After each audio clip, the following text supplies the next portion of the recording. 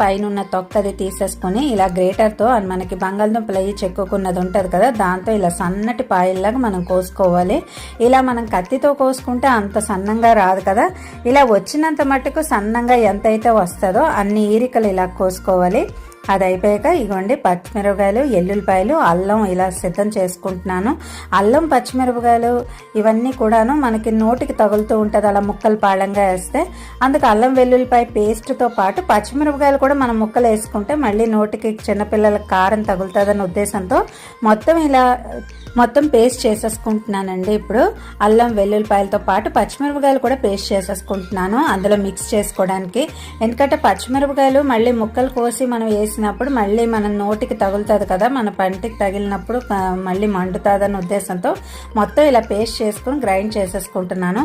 ఇప్పుడైతే నాకు 3 నలిగిపోయి దీన్ని ఎలా మిక్స్ చేసుకోవాలి, దీన్ని ఎలా కలుపుకోవాలి అన్నది